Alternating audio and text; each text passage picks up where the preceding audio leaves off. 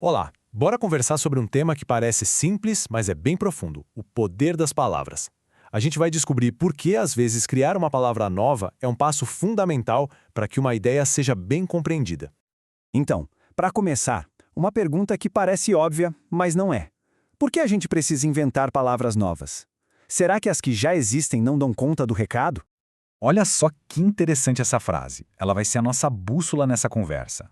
Para coisas novas, é preciso palavras novas. A lógica é essa.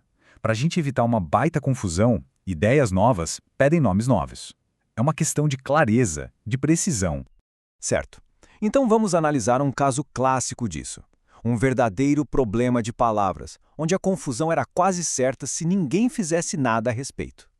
E o nome técnico desse problema é anfibologia. É um nome um pouco chique, né?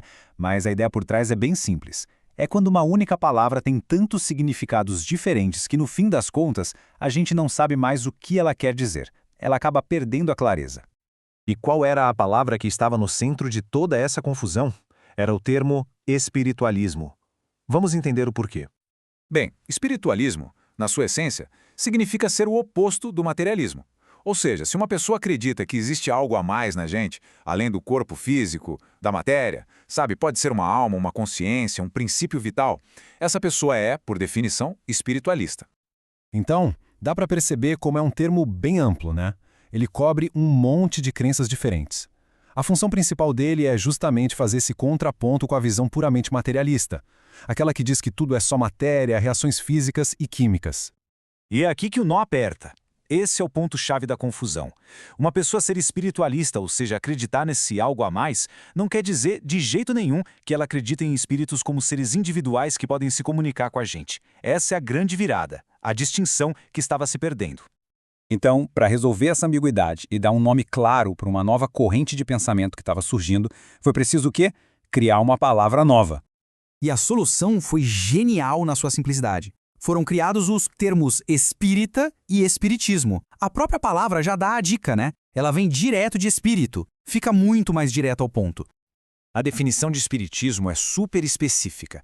Trata-se da doutrina que tem como base, como princípio, as relações entre o nosso mundo, o mundo material, e os espíritos. O foco é total nessa interação. Olha, colocando um do lado do outro, a diferença fica gritante. De um lado, o espiritualismo, uma crença geral bem abrangente. Do outro, o espiritismo, uma crença super específica. É como pensar em animal e cachorro. Um é o grupo grande, o outro é um tipo específico dentro daquele grupo. Ok, mas aí fica a pergunta. Como é que esses dois conceitos se encaixam? Um veio para substituir o outro? Não, de jeito nenhum. E isso é muito importante de entender. O espiritismo não vem para substituir o espiritualismo. Pelo contrário, ele se apresenta como um ramo específico, uma parte que está dentro do conceito maior de espiritualismo. Essa tabela aqui resume tudo perfeitamente. A filosofia espiritualista é o campo geral, a grande área.